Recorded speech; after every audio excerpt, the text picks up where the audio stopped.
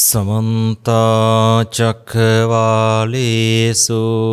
अत्रा गच्छन्तु देवता सद्धम्मं मुनिराजस्य शृण्वन्तु सग्गमोक्खदं ධම්මස්සවන අයං බදන්තා ධම්මස්සවන අයං බදන්තා ධම්මස්සවන අයං බදන්තා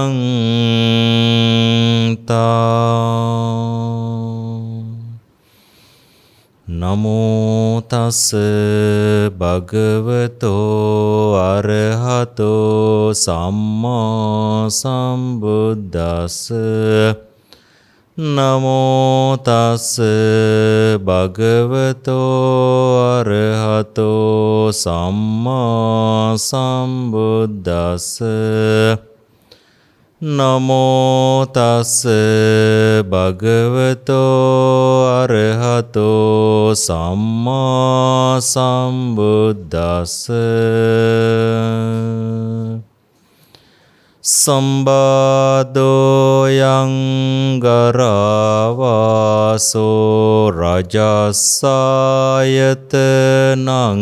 ඉති අබ්බෝකාසෝව පබ්බජ්ජා ඉති දිස්වාන පබ්බජීති.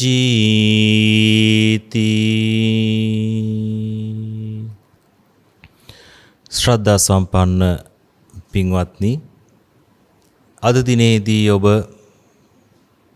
ප්‍රඥා ඥාලිකාව හරහා ලංකාව පුරා ලෝකේ පුරා සිසාරා යන ආකාරයට ධර්ම දේශනාවකට දායකත්වයේ දරලා මේ පින්වතුන් තමන්ගේ ලෞකික ලෝකෝත්තර අරමුණු ඉෂ්ට සිද්ධ කර ගැනීම සඳහා ධර්ම දානමය පුණ්‍ය ධර්මයක් සිදු කිරීමටයි බලාපොරොත්තු වන්නේ. දායකත්වය දරනවා මේ උතුම් ධර්ම දේශනය ප්‍රඥා ඥාලිකාව තුලින් විකාශනය කිරීම සඳහා සදැහැති දායකත්වය දරනු ලබන්නේ කොරතොට කඩුවෙල 21 නිවසේ පදිංචි ඩී.ජී. ගුණසේකර මහත්මයා, ඉන්ද්‍රාණී ගුණසේකර මහත්මිය, උපමාලී ගුණසේකර මෙනවිය යන අය විසින් දායකත්වයේ දරන්නට දෙනවා. ඔවුන් අරමුණු වශයෙන් තබාගෙන තිබෙනවා දායකත්වයේ දරන මහත්ම මහත්මීන්ට සහ ධර්ම ශ්‍රවණය කරන සියලු දෙනාට සීල සමාධි ප්‍රඥා ගුණ වර්ධනය වේවා යන ප්‍රාර්ථනය සෑම ආරක්ෂා කරන්නා වූ සියලු දෙවි දේවතාවුන් වහන්සේලාට මේ පින් අනුමෝදන් වී සැපයටපත් වේවා යන ප්‍රාර්ථනය නමින් නැසී මිය පරලොව ගිය වර්ග පරම්පරාගත සියලු ඥාතීන් සුවපත් වේවා සුගතියටපත් වේවා යන ප්‍රාර්ථනයෙන් යුක්තව ලෝකවාසීන්ට උදා වී තිබෙන බිය සංකා දුරු වී ධර්මයේ හැසිරීම සඳහා යහපත් කාලයක් උදා වේවා යන ප්‍රාර්ථනය ගෞරවනීය දේශකයන් වහන්සේ ඇතුළු සියලු දේශකයන් වහන්සේලාට නිර්වාණ අවබෝධයේ පිණිස බුද්ධ ශාසනයේ චිරස්ථිතිය පිණිස මේ පින් හේතු වාසනා වේවා යන ප්‍රාර්ථනාවේ පෙරදරි කරගෙන තමයි ප්‍රඥා ඥාලිකාවේ අද මේ ධර්ම දානමය පුණ්‍ය ධර්මය සිදු කරන්නට දෙන්නේ. එසේනම් පින්වත්නි, කල්පනා කරගන්න භාග්‍යතුන් වහන්සේ ලෝකේ පහළ වෙලා ඔබ වෙත ධර්මයේ දේශනා කරන්නට යෙදුනේ ඔබගේ චර්යා ප්‍රතිකාරය සඳහා නෙමෙයි. ඔබ හොඳ මිනිසුන් කිරීම කියන පරමාර්ථයේ අංකයකට තබාගෙන නෙමෙයි. බුදු කෙනෙක් ලෝකේ පහළ වෙන්නේ මේ ගෝර වූ සංසාරයෙන් ඉගොඩ වීම සඳහා මාර්ගඵල අවබෝධ කර ගැනීම සඳහා අවශ්‍ය වන පරිසරයේ ගොඩනගලා අවශ්‍ය වන අවබෝධය සඳහා වූ දේශනාවන් දේශනා කරලා ඒ සඳහා සදහැවතුන් යොමු කරලා සෝවාන් සකෘදාගාමි අනාගාමි අරිහත් කියන තමන්ගේ ශක්ති ප්‍රමාණයෙන් මගඵල ලබලා මේ සසර ගමන කෙටි කර ගැනීමට උපකාර කිරීමට තමයි බුදුවරයෙක් පහළ වෙන්නේ.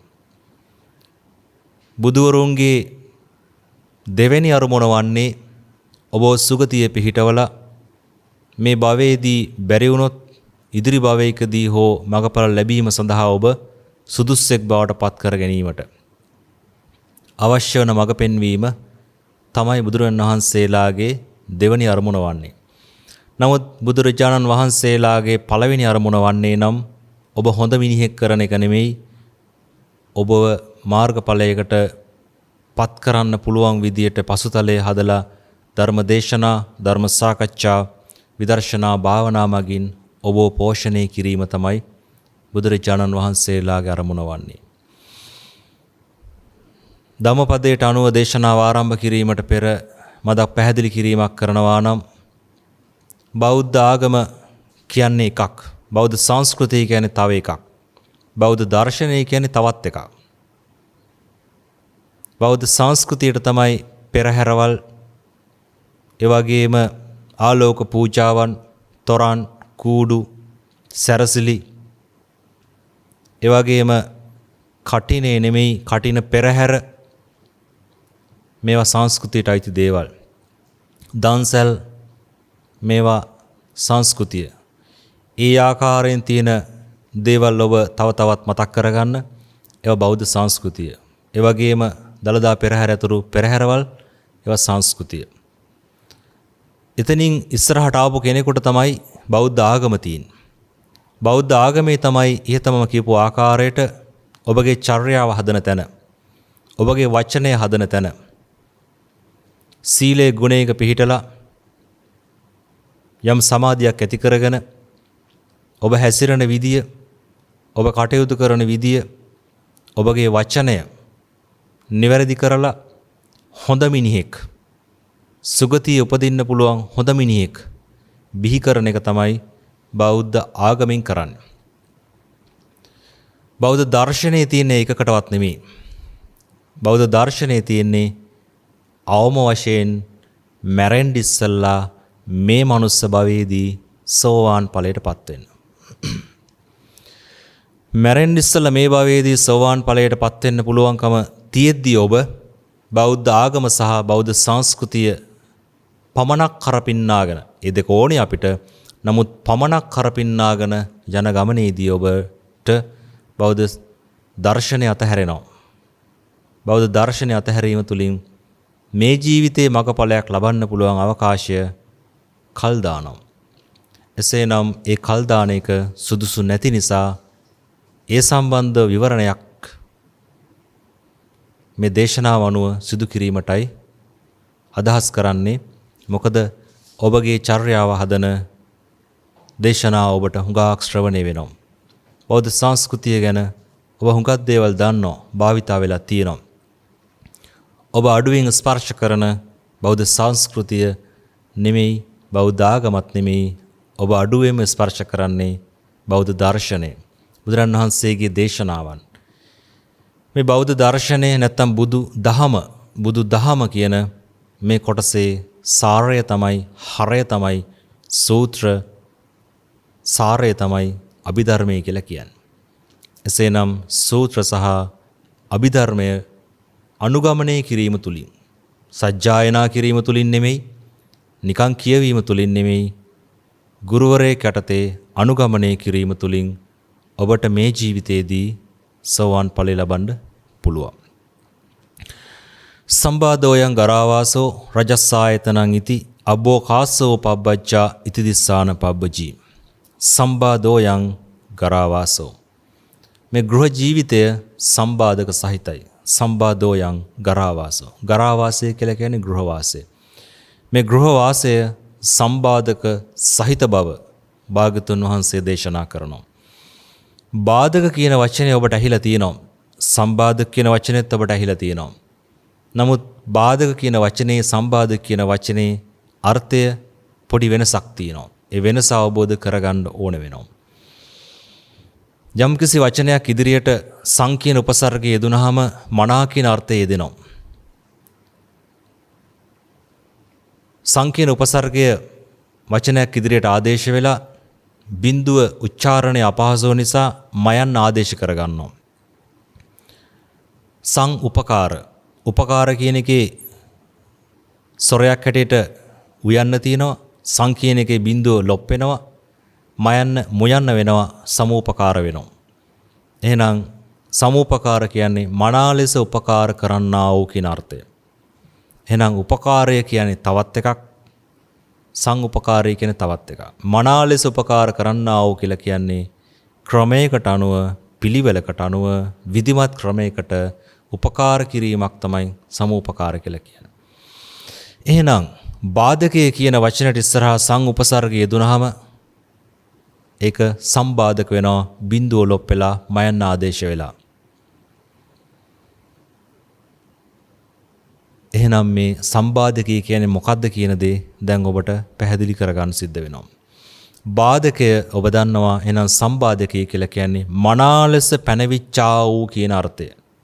එහෙනම් මනා ලෙස පැනවිලා නම් ඒක අහම්බෙන් සිදුවීමක් නෙමෙයි. අතීතයේ ඔබගේ වචනයක් මත, අතීතයේ ඔබගේ ක්‍රියාවක් මත, අතීතයේ ඔබගේ සිතුවිල්ලක් මත වර්තමානයේ ඔබ ඉදිරියට පැන නැගෙන යම් දෙයක් තියෙනවද? එය සම්බාධකයක්. ඒක අහඹු සිදුවීමක් නොවන නිසා තමයි මනා ලෙස පැනවිච්ච කියන ස්වභාවය නිසා තමයි ඒ සම්බාධකී කියන වචනේ යොදන්නේ. සම්බාධකය අවබෝධ කර ගැනීම සඳහා උදාහරණ රාශියක් තියෙනවා. නමුත් ඔබට අවබෝධයේ පහසුව සඳහා එක උදාහරණයක් පමණක් දේශනා කරන්නම්. ඒ උදාහරණය පමණක් දේශනා කරාට ඒ උදාහරණය පමණක්ම හිත ධාරණය කරගන්න එපා. සම්බාධකී කියන්නේ ඕක තමයි කියලා. දැන් ඔබ අප අම්මාගේ තාත්තාගේ සෙවණේ යටතේ ජීවිතය ගත කරා. ඒ වෙලාවේදී අම්මා තාත්තා කියන මහා වෘක්ෂ දෙක සෙවණේ තමයි දරුවෝ වැඩෙන්නේ. අම්මා තාත්තා දෙන්නා තමයි මහා සුළඟ කාගෙන, දැඩි අවුරශ්මිය කාගෙන, දූවිලි කාගෙන ඒ යට වැඩෙන දරුවන්ට ආරක්ෂාව, රැකවරණය, පෝෂණය ලබා දෙන්නේ. ඒ කාලයේදී කුඹරි බඹසර රකින්න අම්මා තාත්තාගේ රැකවරණය, පෝෂණය තියෙන නිසා ඔළුවේ බරක් කියලා දෙයක් තිබුණේ නැහැ. තිබුණා නම් තිබුණේ පැටවිච්ච අධ්‍යාපනික බර විතරයි. ඒක ආසියාතික රටවල අධ්‍යාපනය කියන්නේ ශිෂ්‍යයාට ඔළුවට බරක්. යුරෝපා රටවල අධ්‍යාපන ක්‍රම දෙකක් තියෙනවා. තරංකාරී අධ්‍යාපනය සහ වෘත්තියක් ඉලක්ක කරගෙන සිදු කරන්නා වූ අධ්‍යාපනය. වෘත්තියක් ඉලක්ක කරගෙන සිදු කරන්නා වූ අධ්‍යාපනය පුංචි කාලයේ ඉඳලම තමාගේ අදාළ වෘත්තියට අදාළව තමයි ඉගෙන ගන්න. ඒ තරංකාරී විභාග නැහැ.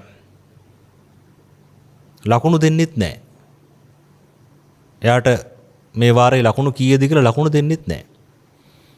ඔළුවට බරක් නැති අධ්‍යාපන රටාවක් තියෙනවා. තරංකාරී අධ්‍යාපන රටාවේ තමයි උපාධිය දක්වා යන අධ්‍යාපන රටාවක් බටහිර ලෝකෙත් තියෙනවා. කැමති අයට පුළුවන් කරන්න. බටහිර ලෝකයේ වුණත් විදේශීන් ගියපු අය තමයි මේ තරංකාරී අධ්‍යාපනය තෝරා ගන්නේ. ලංකාවේ අපිට එහෙම තෝරා ගන්න ඔප්ෂන්ස් නැහැ. එකයි තියෙන්නේ. ඒක විතරක් පොඩ්ඩක් බරට තියෙයි. ඒක චුට්ටක් පැත්තකින් තියමු.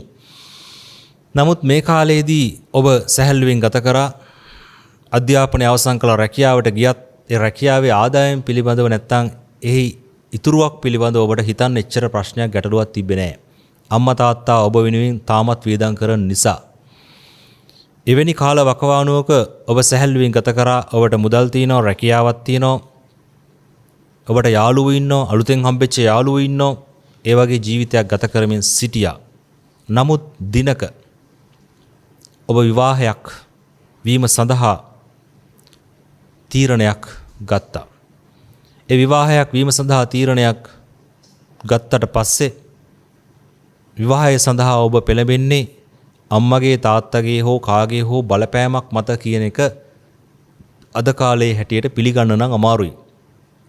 මම මේ කිව්වේ විවාහය අරමුණු කරගෙන තමයි සම්බාධකී කියන වචනේ පැහැදිලි කරන්නේ. නමුත් ඒක තමයි එකම උදාහරණය කියලා හිතන්න එපා.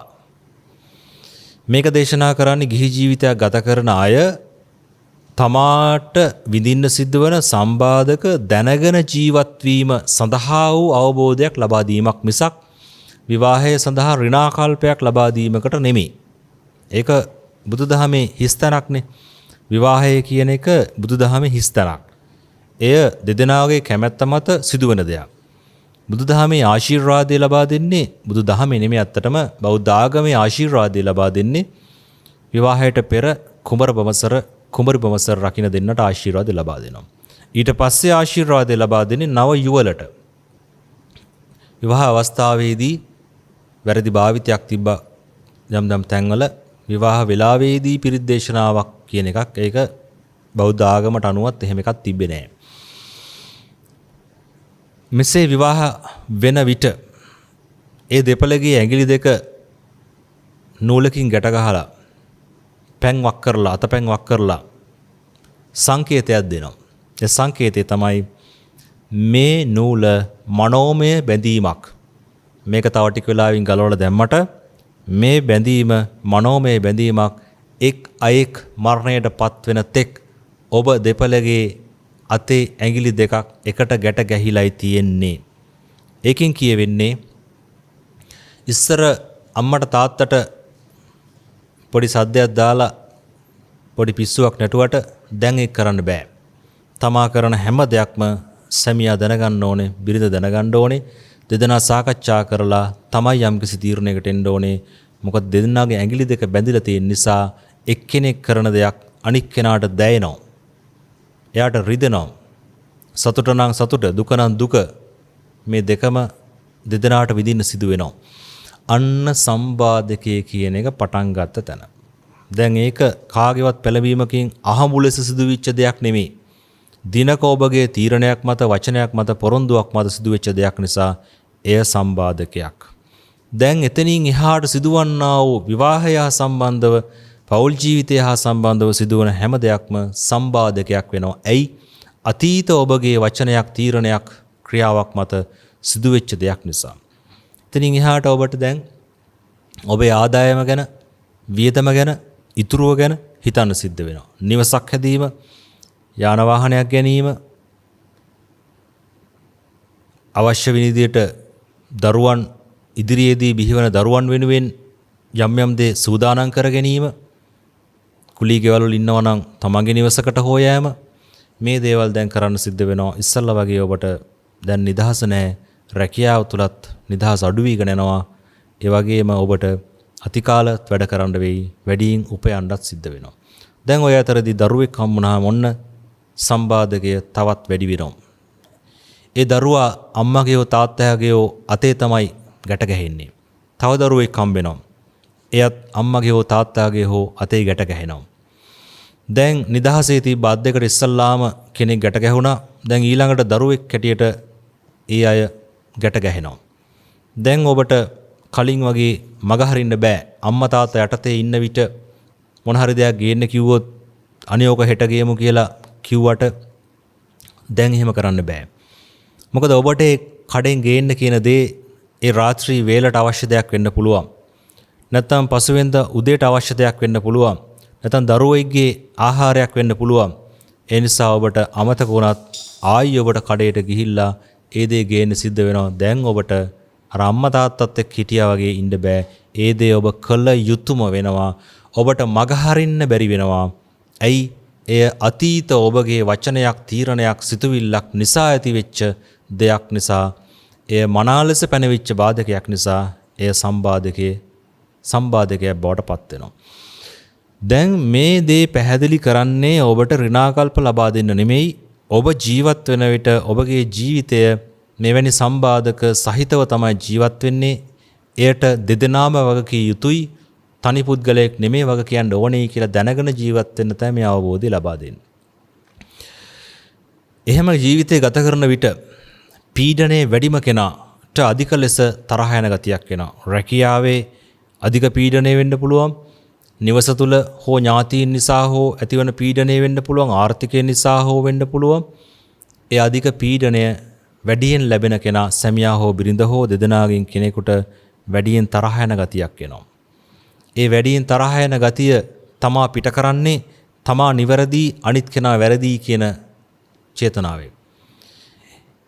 කෙනෙක් තරහ පිට කරනකොට පීඩාවට පත් වෙන කෙනා හිතනවා මම නෙමේ වැරදි, එයා තමයි වැරදි, එයා නිසා තමයි මම පීඩණයට පත් වෙන්නේ කියලා එයා අනිත් පැත්තට වැරද්ද පටවනවා. නමුත් ඔබට අවබෝධ කරගන්න තියෙන්නේ මෙහි වගකීමේ භාගයක් තමාටත් තියෙනවා, තරහ යන කෙනාටත් භාගයයි තියෙන්නේ. ඒ නිසා පීඩාවට පත් වෙන කෙනාටත් එහි වගකීමේ භාගයක් තියෙනවා. ඇයි ඒ අතීත ඔබගේ වචනයක් තීරණයක් නිසා දැන් මේ ඒ අරඹය පැනවෙන්නා වූ බාධකයක් නිසාය සම්බාධකයක් බවට පත් වෙනවා. එය දැන් ඔබට වෙනස් කරන්න බෑ. ඒ දැන් ඔබ පහු කරගෙන ගොඩාක් ඉදිරියට ඇවිල්ලා. ඊට පස්සේ දරුවෝ විවාහපත් අධ්‍යාපන කටයුතු අවසන් කරනවා, විවාහපත් වෙනවා, රැකියාවලට යනවා. දරු මුණුපුරු මිනිපිරියෝ දැන් හම්බෙන්න පටන් ගන්නවා. ඔබ දැන් ආච්චි සීයා වෙනවා. ඔබට දරුවෝ ඉන්නවා, දරුවන්ගේ දරුවෝ ඉන්නවා. ඒ දරුවන්ට ලේලියුරු බෑනාවුරු ඉන්නවා. දැන් ඔබගේ අතේ ඇඟිලිත් එක්ක ගැට ගැහිච්ච අයගේ අත්වලටත් තව තව අය ගැට ගැහෙනවා. ඊ අයගේ අත්වලටත් තව තව අය ගැට ගැහෙනවා. විශ්ෘත පවුලක් බවට පත් වෙනවා. දැන් ඔබට ඔබ ගැන විතරක් හිතපු කාලය අවසන්, බිරිඳ ගැන පමණක් හිතපු කාලය අවසන්, සැමියා ගැන විතරක් හිතපු කාලය අවසන්, දරුවෝ ගැන විතරක් හිතපු කාලය අවසන්. දැන් දරුවන්ගේ ඒගොල්ලන් විවාහ වෙච්ච බෑනාවරු ලේලිවරු ගැන විතරක් හිතපු කාලය අවසන්. ඒ දෙගොල්ලන්ගේ මුණුපුරු මිනිපිරියෝ ගැන පමණක් හිතන්නත් බෑ. ඒ පවුල් වලට සම්බන්ධ වෙච්ච පවුල් වල අයත් ගැනත් ඔබට හිතන්න සිද්ධ වෙනවා, කටයුතු කරන්න සිද්ධ වෙනවා. දැන් මේ මහා විශාල වූ සම්බාධක රාශියක් ඔබ ඉදිරියට පැන නැගුණේ විවාහය කියන සම්බාධකයේ ආරම්භය නිසා. ඒ කිසි තැනකදී ඔබ තනි වැරදි කරුවෙක් නෙමෙයි. ඒ වගේ මේ කිසි තැනකදී ඔබ සර්ව සම්පූර්ණ නිවැරදි කරුවෙකුත් නෙමෙයි. ඒ නිසා හැම දෙයකම භාගයක් තමා විසින් බාර ගන්න ඕනේ. දැන් මේක මේ පැහැදිලි කරේ ඔබ ගත කරන ජීවිතයට සිදු වෙලා තියෙන මේ කාරණාවල් වල වගකීමේ භාගයක් ඔබට තියෙන නිසා ඒ බව දැනගෙන ඉවසීමෙන් ජීවිතය ඉදිරියට ගලාගෙන යන්න අවශ්‍ය වෙන දැනුමක් තමයි ලබා දුන්නේ. නමුත් මගේ බලාපොරොත්තුව ඒ දැනුම ලබා දීම නෙමෙයි, සම්බාධකය කියන එක මොකක්ද කියලා පැහැදිලි කිරීම. එහෙනම් ඔබගේ ජීවිතය සම්බාධක සහිතයි. සම්බාධෝයන් ගරාවාසෝ. ගෘහ ජීවිතය සම්බාධක සහිතයි. ඔබේ රැකියාව, ඔබේ ආදායම, ඔබේ බිරිඳ සැමියා, ඔබේ දුවදරුවෝ, ඒ අයගේ බෑනාවරු ලේලිවරු, ඒ අයගේ මුණුපුරු මිනිපිරියෝ, මේ හැම එකක්ම තමාගේ නිවසත් එක්ක සම්බන්ධයක් තියෙනවා. ඒතර නිවසත් එක්ක සම්බන්ධයක් තියෙන නිසා තමයි මේ හැම දෙයක්ම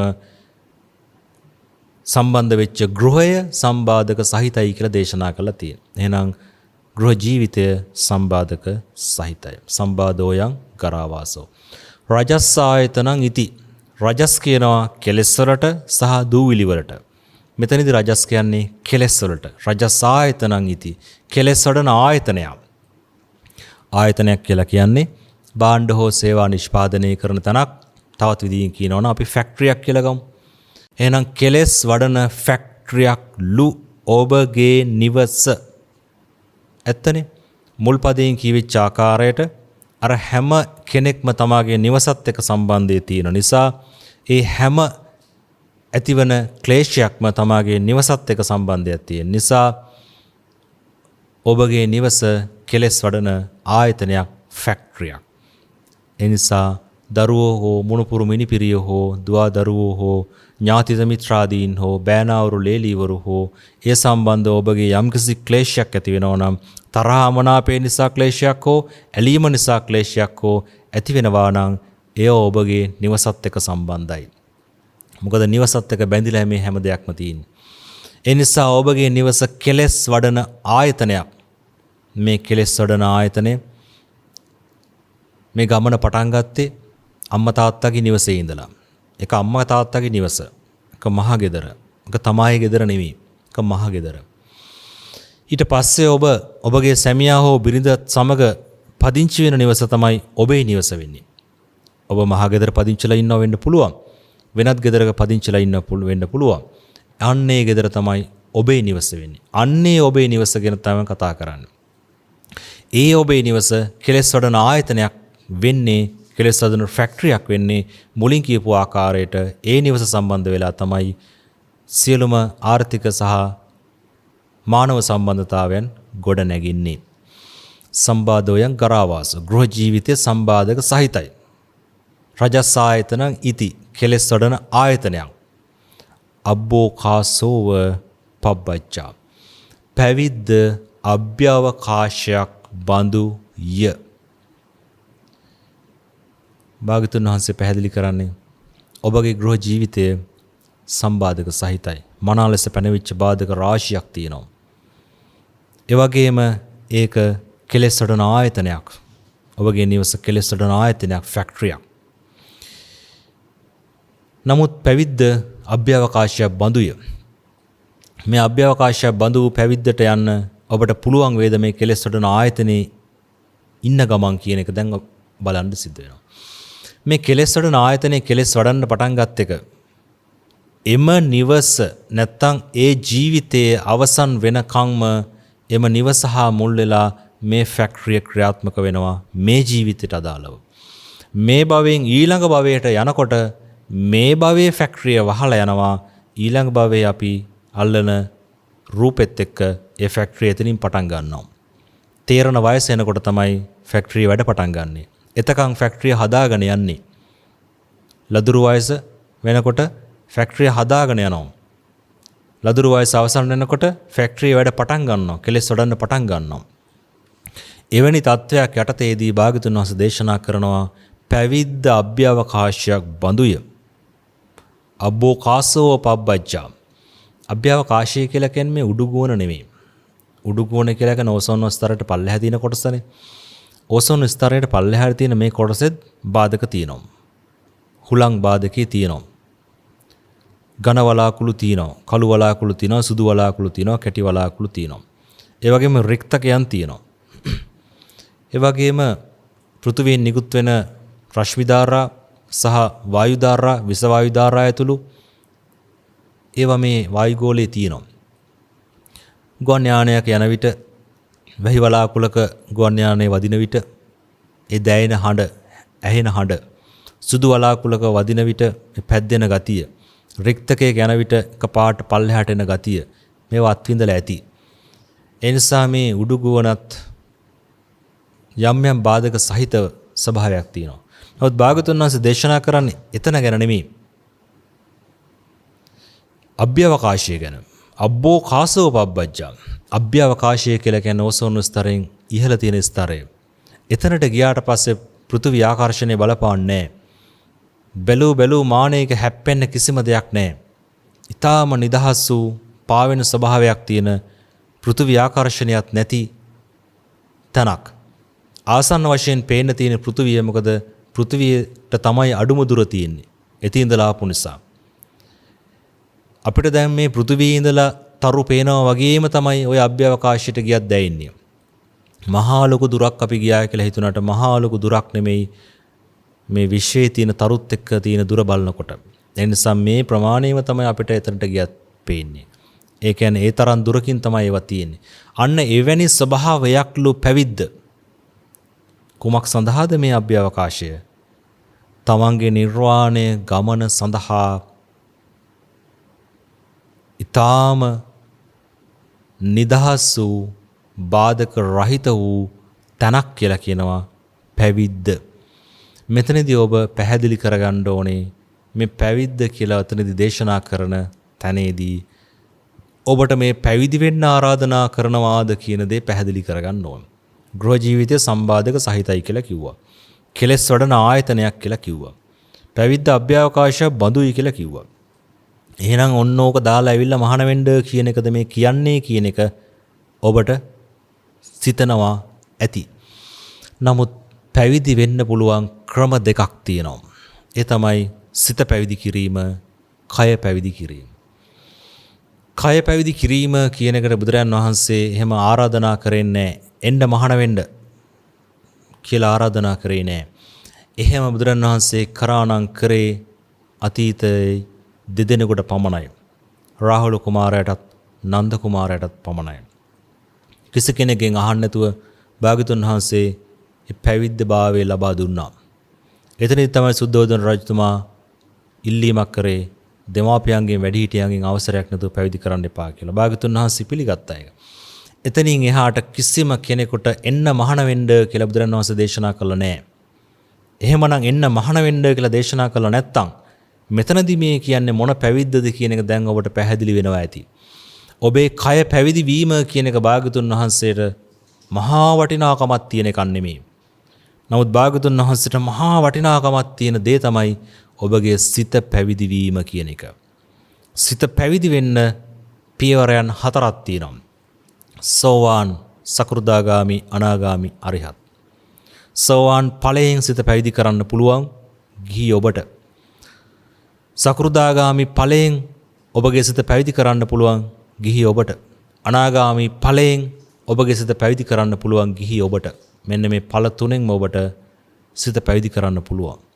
අරිහත් ඵලයෙන් ඔබ සිත පැවිදි කරොත් ගිහි සීලයට රහත් භාවය දරන්න බැරි නිසා පැවිදි සීලය ගන්න සිද්ධ වෙනවා.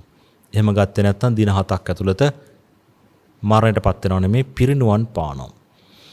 එහෙනම් ගිහි ඔබට සෝවාන්, සකෘදාගාමි, අනාගාමි කියන ස්තර තුනෙන් සිත පැවිදි කිරීමේ හැකියාවක් තියෙනවා. ඔන්න ඔය සිත පැවිදි කිරීමක් ගැන තමයි භාගතුන් වහන්සේ දේශනා කරේ. එයා පැවිදි කෙනෙක් වුණොත් එයාට සෝවාන්, සකෘදාගාමි, අනාගාමි, අරිහත් කියන ස්තර 4ෙන්ම පැවිදි කරන්න පුළුවන්. ඒ පැවිදිභාවය පැවිදි කිරීම, සිත පැවිදි කිරීම අවසන් වෙන්නේ රහත් ඵලයෙන්. භාගතුන් වහන්සේ ඔබට ආරාධනා කරන්නේ මැරෙන්න ඉස්සල්ලා මේ ජීවිතේදී ඔබ ගිහි වුණත් පැවිදි වුණත් අවම වශයෙන් සෝවාන් ඵලයෙන් සිත පැවිදි කරන්න. අන්න ඒක තමයි ආරාධනාව. අබ්බෝකාසෝ පබ්බජ්ජා, පැවිද්ද අභ්‍යවකාශය බඳුය. ඉති දිස්වාන පබ්බජී, එය දැක පැවිදි වන්න. කුමක් දැකලාද? ගෘහ ජීවිතය සම්බාධක සහිත බව. ඔබගේ ওই නිවස කෙලෙස් වඩන ආයතනයක් බව. පැවිද්ද අභ්‍යවකාශයක් බඳු බව දැකලා ඔබගේ සිත පැවිදි කරන්න කියලා භාග්‍යතුන් වහන්සේ විවෘත ආරාධනාවක් කරනවා. එසේනම් ඔබට පුළුවන් වෙන්න ඕනේ ඔබගේ සිත පැවිදි කරන්න, සෝවාන් ඵලයෙන් පැවිදි කරන්න මැරෙන්න ඉස්සල්ලා. භාග්‍යතුන් වහන්සේ සෝවාන් ඵලයෙන් හෝ සිත පැවිදි කිරීම අගය කරලා දේශනා කරපු උදාහරණ තියෙනවා. එක්තරා කඩි වර්ගයක් පාර හරහා යන විට භාග්‍යතුන් වහන්සේ සිනහ පහල කරනවා. ආනන්ද හාමුදුරුවෝ දන්නවා මේ නිකන් සිනහ පහල කරන්නේ නැහැ කියලා. භාග්‍යතුන් වහන්සේගෙන් අහනවා ඇයි කියලා. මේ කඩි අතර සක්විති රජ කෙනෙක් නොවෙච්ච කෙනෙක් නැහැයි කියලා කිව්වා. දේශනා කරා. සක්විති රජ වෙච්ච අය තමයි මේ හැමෝම, මේ කඩියෝ. එතනදී භාග්‍යතුන් වහන්සේ දේශනා කරනවා සක්විති රජ කමට වඩා සෝවාන් ඵලය ඊටාම උතුම්ය කියලා. ඒක පැහැදිලියි. සක්විති රජත් දිනක කඩියෙක් වෙලා යන විට සෝවාන් ඵලලාභියා උපරිම ජීවිත 7ක් පමණක් ගත කරලා මේ සසර ගමන සම්පූර්ණයෙන්ම අවසන් කරනවා. සෝවාන්, සකෘදාගාමි ඵල දෙක ලැබපු අය තවතිසාවේ උප්පත්ති ලබනවා. අනාගාමි ඵලයේ ලැබපු අය සුද්ධාවාස 5න් එකක උප්පත්ති ලබනවා. අරිහත් ඵලයේ ලැබපු අය නැවත උපතක් නැහැ.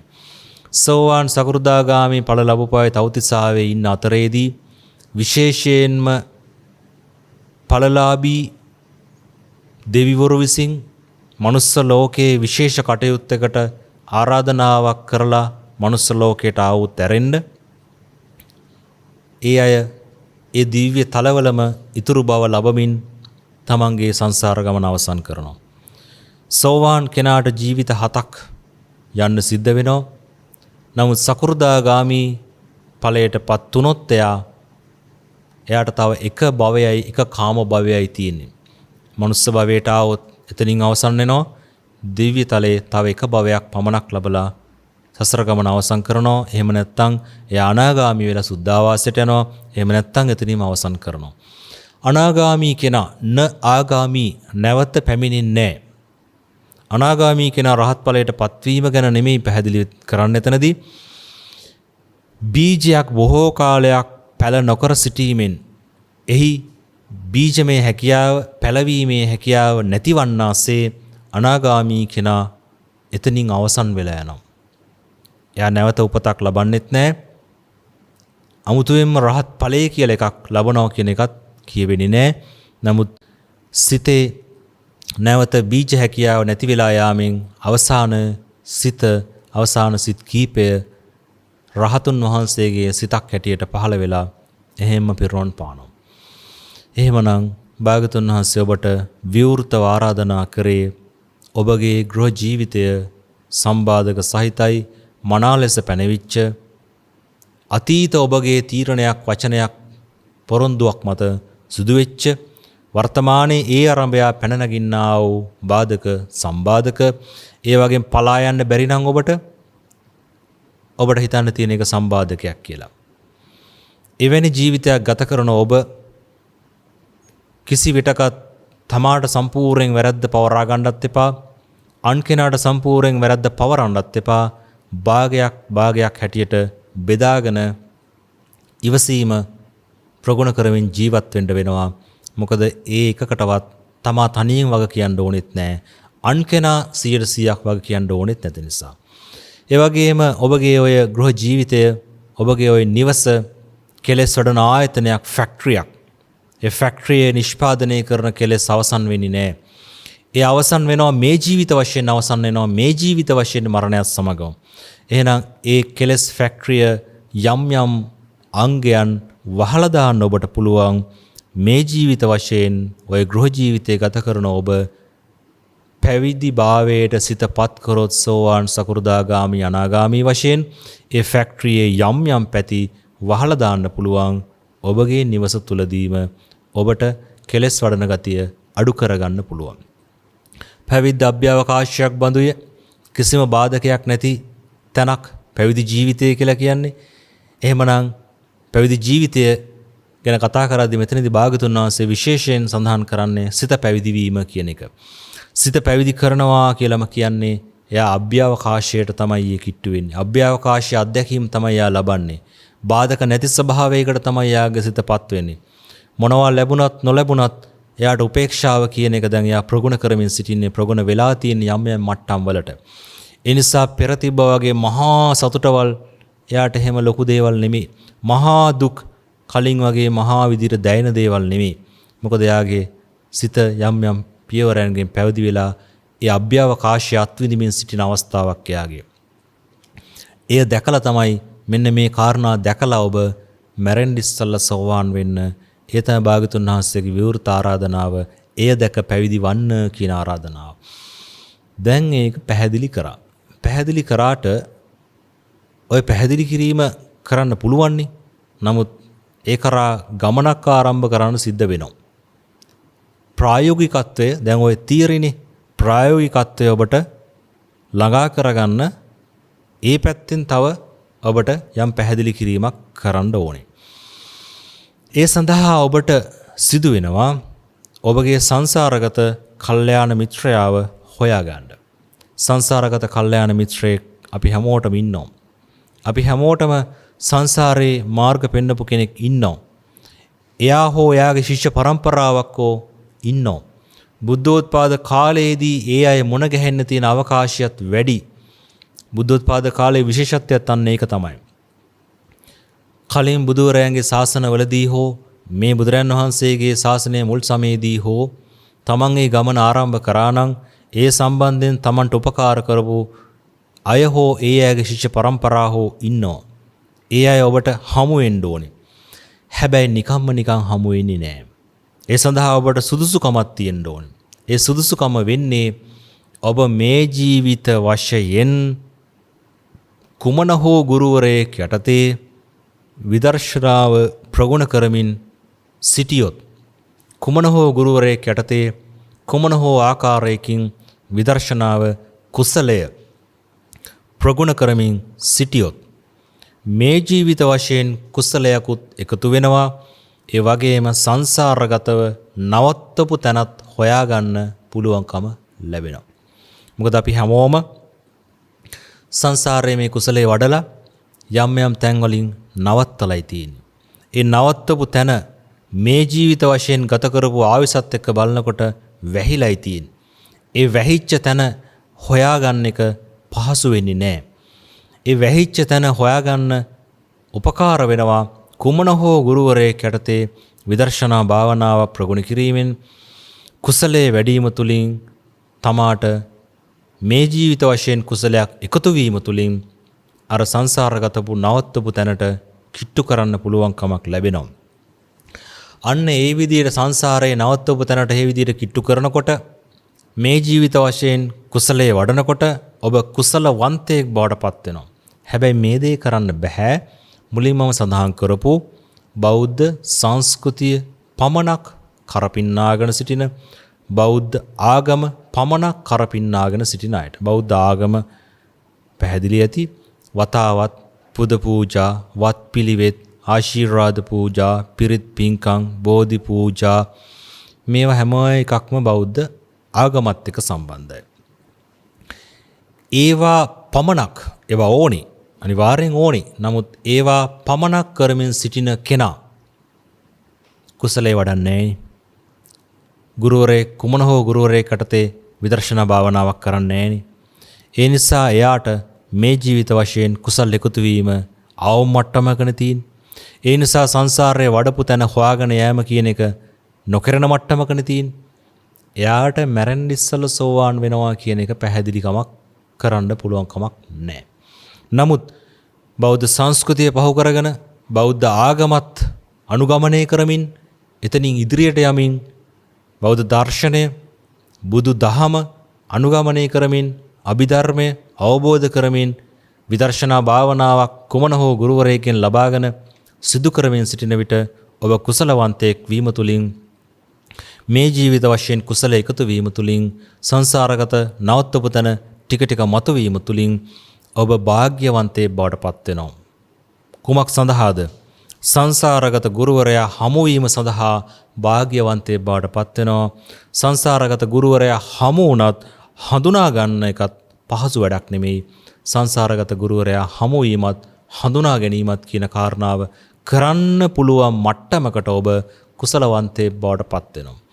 අන්න එදාට ඔබ අර සියලු භාවනා ක්‍රම පැත්තකින් තියලා සංසාරගත ගුරුවරයා අනුගමනය කරමින් තමාගේ නවත්තපු තැන ඉක්මනින්ම හොයා ගැනීමේ ගමන ආරම්භ කරන්න ඕනේ. ඒ ඔබේ ගුරුවරයා ඉන්න පුළුවන් පන්සලක, ආරාමයක, ආරණ්‍යයක, තනි කැලේක කොහෙද කියන එක අදාළ නැත. කොහේ හිටියත් එයා හොයාගෙන යන්න ඕනේ. මාසෙට සැරයක් හමු වෙන්න ඕනේ. මාසෙට සැරයක් හමු වෙලා භාවනා උපදෙස්, භාවනා කමටහන් ලබා ගන්න ඕනේ. භාවනා උපදෙස්, භාවනා කමටහන් ලබා ගනිමින් මාසයක් පුරාවට භාවනා කරමින් නැවත මාසෙට සැරයක් හමු වෙලා මූණට මූණ හමු වෙලා ඒ භාවනාව සම්බන්ධව කතා කරලා සාකච්ඡා කරලා අඩුපාඩුකම් හදාගෙන නැවත උපදෙස් ලබාගෙන නැවත ඉදිරි මාසයේ කටයුතු කරන්න ඕනේ, භාවනා කරන්න ඕනේ. මෙන්න මේ විදිහට ක්‍රමානුකූල ගමනක් ඔබ යන විට භාගතුන් වහන්සේගේ දේශනානුව දින 7ක්, මාස 7ක්, අවුරුදු 7ක් ඇතුළත ඔබට සෝවාන් වෙන්න පුළුවන්. ඔබගේ වීරිය අඩුකමක්, කැපවීමේ අඩුකමක්, උනන්දුවේ අඩුකමක් තිබුණොත් තමයි ඔය අවුරුදු 7 කියන එකත් පයින්නේ. එහෙම පයින්න පුළුවන්. අර තියෙන වීරිය අඩුකමක් ඔබට තිබ්බොත්. නමුත් ඔබ වීරියවන්ත නම් කැපවීමකින් ඒ කටයුතු සිදු කරනවා නම් දින 7න් හෝ මාස 7න් හෝ අවුරුදු 7ක් ඇතුළත ඔබට ඒ දේ සිදු කරගන්න පුළුවන්. මම ඔබට දෙන්නේ අද මේ කාලේ හැටියට මැරෙන්න ඉස්සෙල්ලා කොහොම හරි සෝවාන් වෙන්න කියන වචනේ තමයි මම ඉදිරිපත් කරන්නේ. නමුත් ඔබට දින 7න් මාස 7න් නැත්නම් අවුරුදු 7ක් ඇතුළත කරගන්න පුළුවන් අය කුමන හෝ හේතුවක් මත පසු වුණත් මැරෙන්න ඉස්සෙල්ලා සෝවාන් ඵලයෙන් සිත පැවිදි කරන්න මේ සම්බාධක සහිත ගෘහ ජීවිතය මේ කෙලෙස් අඩන ෆැක්ටරියක් තුල ඉන්න ඔබ අභ්‍යවකාශයක් බඳු වූ පැවිද්ද අත්විඳින්න සිත පැවිදි කිරීම තුලින් මැරෙන්න ඉස්සෙල්ලා සෝවාන් ඵලයෙන් සිත පැවිදි කරන්න. එසේනම් ඔබට ඒ සඳහා ඔබගේ සංසාරගත කල්යාණ මිත්‍රයා හමු වෙනකන් සංසාරගත ගුරුවරයා හමු වෙනකන් ඔබට කුසලයක් වැඩිම සඳහා යම් කිසි උපකාරයක් එහෙම නැත්නම් භාවනා කමටහනක් භාවනා උපදේශයක් ලබා දෙන්න පුළුවන්. එතනදී ඔබට මුලින්ම සිදුවෙනවා ආනාපාන සති භාවනාව ප්‍රගුණ කරන්න. මෛත්‍රී භාවනාව බුද්ධානුස්මතිය මෙත්තානුස්මතිය කියන එක ගුරුවරයෙක් නැතුව ඔබට කරන්න පුළුවන් සතර කමටහන් වල තියෙන එකක්. ඒ නිසා ඔබ බුද්ධානුස්මතිය මෙත්තානුස්මතිය කරමින් සිටින කරන කෙනෙක් හැටියට සලකනවා. ඒ ගුරුවරයෙක් නැතුව කරන්න පුළුවන් සතර කමටහන් වල තියෙන සමත භාවනා දෙක. නිසා ගුරුවරයෙක් හමුනාට පස්සේ ඒ දෙක කර කර ඉන්න උත්සාහ කරන්නේ නැතුව ආනාපාන සතිය පටන් ගන්න ඕන. එතනදී ඔබ මුලදී ඔබට ඉරියව්වක් අමාරු වෙන්න පුළුවන්. කකුල් නමන් ඉන්න අමාරු වෙන්න පුළුවන්. දනිස් ආබාධ ඇති වෙන්න පුළුවන්. ඒ වගේම කොන්ද කෙලින් තියාගෙන ඉන්න අමාරු වෙන්න පුළුවන්. ආරම්භයේදී ඔබ ඉරියව්ව වදයක් කරගන්න නැතුව පටන් ගන්න. හැබැයි කොන්ද නම් කෙලින් තියෙන්න ඕනේ. කශිරුකාව කෙලින් තියෙන්න ඕනේ. සුසුම්නාව කොහෙන්වත් නැමෙන්න බෑ. කුඳුනාරටේ නැමුණොත් ඒ ශ්වසනයට බාධාවක් වෙනවා. ශ්වසනයට බාධාවක් වුණොත් සමාධියට බාධාවක් වෙනවා. ඒ නිසා තමයි කොඳුනාරටිය ඉනෙන් උඩ කෙලින් තියාගන්න ඕනේ. බෙල්ල කෙලින් තියාගන්න ඕනේ. එක පැත්තකටවත් නැමෙන්නේ නැතුව. නිකට චූට්ටක් උඩට තිබ්බට කමක් නැහැ. මොකද නිකට පොඩ්ඩක් ඉස්සුනහම ඒ ශ්වසනයට පහසුවක් වෙනවා ඒ ඉරියව්ව. එහෙම ඉරියව්වකටපත් වෙලා අත් දෙක සැහැල්ලුවෙන් තියාගන්න, කකුල් සැහැල්ලුවෙන් තියාගන්න, කොන්ද කෙලින් තියාගෙන, හිස කෙලින් තියාගෙන නාසය අගට සිත ගෙන එන්න. නාසය අගට සිත ගෙනවිත් ස්වභාවික හුස්ම ඇතුල් වෙන විට ඇතුල් වෙන බවත්, ස්වභාවික හුස්ම පිට වෙන විට පිට වෙන බවත් මනසින් දකින්න. නාසය අගම සිත තබාගෙන ඉන්න. හුස්මත් සමග සිත පියවර වශයෙන් අරන් යන භාවනා ක්‍රම තියෙනවා. මුලමැද අග වශයෙන් බලන භාවනා ක්‍රම තියෙනවා. ඒවා තමන් ප්‍රගුණ කරගත්තට කමක් නැහැ. නමුත් මෙතනදී මම ඔබට කියන්නේ සිත එහෙම පියවර වශයෙන් හුස්මත් සමග අරන් යන පියවරයන් ගැන නෙමෙයි. නාසය අගම සිත රඳවාගෙන සමාධිය ඇති කිරීම ආනාපානසති භාවනාව වැඩිම කියන එක. නාසය අග සිත රඳවාගෙන ස්වභාවික හුස්ම ඔබට උමනාවෙන් හුස්ම ගන්න බෑ. කෘත්‍රිම හුස්ම තියෙන්න බෑ.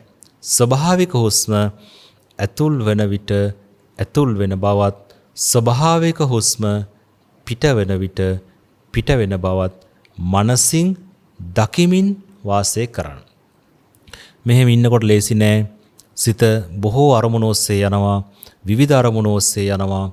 කලින් කරපු කියපු දේවල්, අහපු දේවල්, ආසන්න වශයෙන් කරපු කියපු දේවල්, අතීතයේ ඇලිච්ච ගැටිච්ච තැන්, අනාගත සැලසුම්, ඒ වගේ වර්තමාන හඬවල්, සුවඳවල් මේ වගේ ආදියට හිත යන්න පුළුවන්.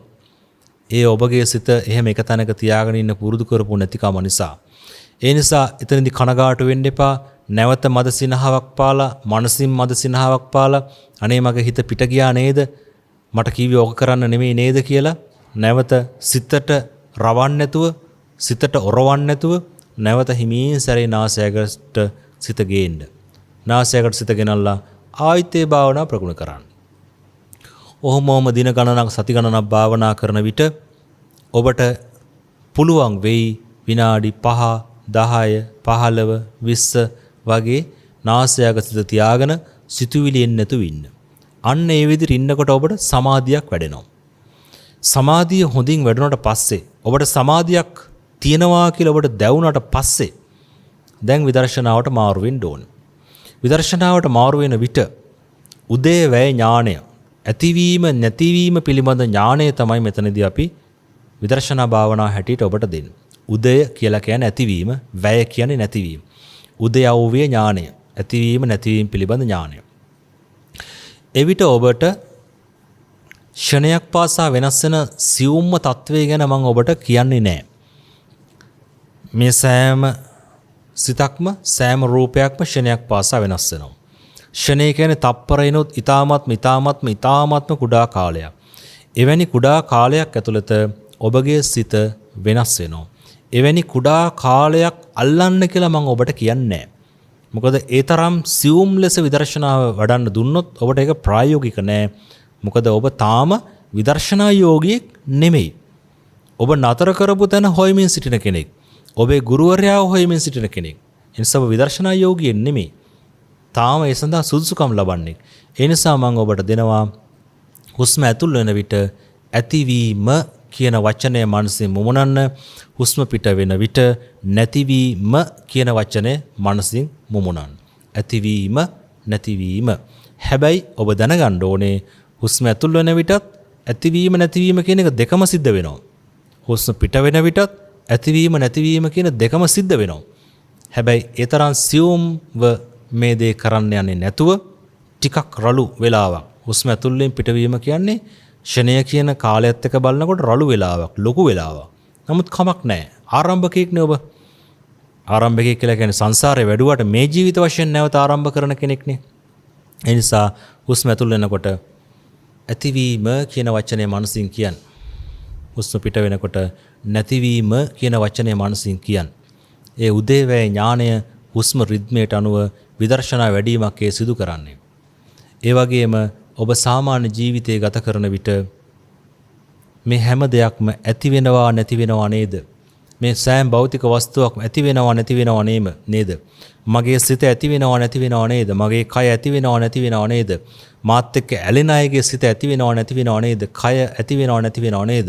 මාත් එක්ක ගැටෙන අයගේ සිත ඇති වෙනවා නැති වෙනවා නේද? කය ඇති වෙනවා නැති වෙනවා නේද? මදහත් අයගේ සිතත් කයත් ඇති වෙනවා නැති වෙනවා. මේ මගේ කියන ඔබේ කියන පොදුයි කියන සෑම භෞතික වස්තුවක්ම ඇති වෙනවා නැති වෙනවා. ජීවි ලෝකෙම ඇති වෙනවා නැති වෙනවා. භෞතික ලෝකෙම ඇති වෙනවා නැති වෙනවා කියන දේ ඔබ සාමාන්‍ය වෙලාවේදී අවබෝධ කරගන්න. ඒ ඇස්ස අරගෙන තමන්ගේ සාමාන්‍ය ජීවිතය ගත කරන විට භාවනාවට ආවට පස්සේ ආනාපානසතිය වඩලා සමාධිය වඩලා හුස්ම ඇතුල් වෙන විට ඇතිවීම හුස්ම පිට වෙන විට නැතිවීම කියන උදයව්වේ ඥානය උදේවැය ඥානය අවබෝධ කරගන්න උත්සාහ කරන්න. කුමක් සඳහාද? කුසලයක් වැඩිම සඳහා සංසාරගත ගුරුවරයා හමුවීම සහ හඳුනා ගැනීමට සුදුස්සෙක් වීම සඳහා පොදුවේ ඔබට සිංහල භාෂාව තේරෙන සෑම කෙනෙකුටම පොදුවේ කරන්න පුළුවන් විදිහේ භාවනාවක්. කාල වේලා අනුව අප ඒ දේශනාව සම්පූර්ණ භාවයට පත් කරන්නට යෙදුණා. එසේනම් ඔබ කල්පනා කරගන්න ඔබට දීපු ඥානය අනුව මේ ජීවිත වශයෙන් සෝවාන් ඵලයට පත්වීමට මැරෙන්න ඉස්සෙල්ලා සෝවාන් වෙන්න ওই විදිහට විදර්ශනා භාවනා පටන් ගන්න සංසාරගත ගුරුවරයා හමු වෙයි. ඔබේ කුසලයේ මතුවේයි. කුසලවන්තයෙක් වෙයි. ගමන ආරම්භ කරන්න පුළුවන් වෙයි. සම්බාධෝ යං ගරාවාසෝ රජසායතනං ඉති අබ්බෝකාසෝ පබ්බජ්ජා ඉති දිස්සාන පබ්බජී. ගෘහ ජීවිතයේ සම්බාධක සහිතයි. කෙලෙස් වඩන ආයතනයක් ඔබගේ නිවස. පැවිද්ද අභ්‍යවකාශයක් බඳුය. එය දැක ඔබගේ සිත පැවිදි කරන්න, සෝවාන් ඵලයෙන්ම සිත පැවිදි කරන්න, සකෘදාගාමි ඵලයෙන්ම සිත පැවිදි කරන්න, අනාගාමි ඵලයෙන්ම සිත පැවිදි කරන්න, පුළුවන් වුණොත් රහත් ඵලයෙන්ම සිත පැවිදි කරන්න. ඒ තමයි බුදුරන් වහන්සේගේ විවෘත ආරාධනාව. එසේනම් අද දිනේදී ප්‍රඥා ඥාලිකාව ඔස්සේ මේ උතුම් වූ ධර්ම දේශනාව සඳහා දායකත්වයේ දරන්නට යෙදුණා. කොරතොට කඩුවෙල 21 නිවසේ පදිංචි ඩී.ජී. ගුණසේකර මහත්මයා, ඉන්ද්‍රාණි ගුණසේකර මහත්මිය, උපමාලී ගුණසේකර මෙනවිය විසින් අරමුණු වශයෙන් තබාගෙන තිබෙනවා. ස්වාමීන් වහන්සේට මේ මහත්මීන්ට මේ හැම දිනාටම මේ ධර්ම ශ්‍රවණයෙන් සීල සමාධි ප්‍රඥා ගුණ වර්ධනය වෙලා නිර්වාණ අවබෝධය ලැබේවායි කියන ප්‍රාර්ථනය සෑම දිනාටම ආරක්ෂාව දෙන දෙවි දේවතාවුන් වහන්සේලාට ධර්ම අවබෝධය ලැබේවා. උතුම් වූ නිවනින් සැනසීම ලැබේවා. ඔවුන්ගේ සැපය වර්ධනය වේවායි කියන ප්‍රාර්ථනාව. නමින් නැසීගියම් සිළු ඥාතීන්ට පින් අනුමෝදම් කිරීම. ලෝකවාසී සිළු දෙනාට බිය සංකා දුර වෙලා ධර්මයේ හැසිරලා යහපත් වූ කාලයක් උදා වෙලා නිර්වාණ අවබෝධය සඳහා කටයුතු කරන්න අවකාශය ලැබේවායි කියන ප්‍රාර්ථනාවෙන් යුක්තව දේශකයන් වහන්සේ ඇතුළු සියලුම ස්වාමින් වහන්සේලාට මේ බුද්ධ ශාසනයේ චිරස්ථිතිය වෙනුවෙන් කටයුතු කිරීමට ශක්තිය ධෛර්ය වාසනාව ලැබේවායි කියන ප්‍රාර්ථනාවෙන් යුක්තව එසේනම් මේ සීල පුණ්‍ය ධර්මයේ ඔබ සම ආරක්ෂා කරන්නා වූ ශ්‍රේෂ්ඨ දේවතාවුන් වහන්සේලා දෙවි දේවතාවුන් වහන්සේලාට අයිති වේවා. ඒ ඇත්තන් තමන්ගේ සුගතිය වඩා වර්ධනය කරගනිත්වා දෙවියෝද පතන්නා වූ බෝධියකින් උතුම් වූ නිර්වාණ සම්පත්තිය සාක්ෂාත් කරගනිත්වා. මේ සීල පුණ්‍ය ධර්මය ඔබගේ නමින් නැසීමේ පරලොවගිය අම්මා තාත්තා ආච්චි සීයේ ඇතුළු වර්ග පරම්පරාගත සංසාරගත ඥාතීන්ට අයිති වේවා. ඒ අතන් දුගතියින් අත්මි දේවා සුගතියටපත් වේවා සුගතිය වඩා වර්ධනය කරගනිත්වා. අපි හැමෝම හොඳයි සපයි කියන උතුම් වූ නිවනින් සැනසීම සඳහා මේ සීල පුණ්‍ය ධර්මය ඒ අත්තන්ට එකලෙසම හේතු වේවා වාසනාව වේවා. මේ සීල පුණ්‍ය ධර්මය ප්‍රඥා ඥාලිකාවේ සේවයේ නියුක්තු ඒ සිළු දෙනාටමද ඒ ගෞරවනීය ස්වාමින් වහන්සේලාටද දායකත්වයේ දරන ඩී.ජී. ගුණසේකර මහත්මයා, ඉන්ද්‍රාණී ගුණසේකර මහත්මිය, උපමාලී ගුණසේකර මෙනෙවිය ඇතුළු ඔබ සෑම සිළු දෙනාටම මේ සිළු පුණ්‍ය ධර්මය කුසල ධර්මය අවබෝධ වීමෙන් අනුමෝද වීමෙන් ඥානය පහළ වීමෙන් මේ ජීවිතයේදීම සෝවාන් ඵලය ලබා මේ සම්බුද්ධ ශාසනය තුලදීම උතුම් වූ නිවනින් සැනසීම සඳහා මෙතෙක් වේලා රැස් කරගන්ට යෙදුනා වූ සකල කුසල පුණ්‍ය සම්භාර ධර්මයෝ ඥාන ශක්තියින් අවබෝධ ශක්තියින් ඔබ සෑම සිළු දෙනාටම එකලෙසම හේතු වාසනා වීමෙන් මගඵල නිවන් අවබෝධය සඳහාම එකලෙසම හේතු වේවා වාසනා වේවායි කියලා සාදුකාරයක් පවත්වන්න. ආකාසට්ටා ච බුම්මට්ටා දේවා නාග මහිද්దికා පුඤ්ඤන්තං අනුමෝදිත්වා චිරන් රක්칸තු ලෝක සාසනං. ආකාසට්ටා ච බුම්මට්ටා දේවා නාග මහිද්దికා පුඤ්ඤන්තං අනුමෝදිත්වා චිරන් රක්칸තු ධම්ම දේශනං. ආකාසට්ටා ච බුම්මට්ටා දේවා නාග මහිද්దికා පුඤ්ඤන්තං අනුමෝදිත්වා චිරන් රක්칸තු මං පරං චිරං රක්칸තු තං සදා. මෝහක්ඛයෝ නිබ්බානං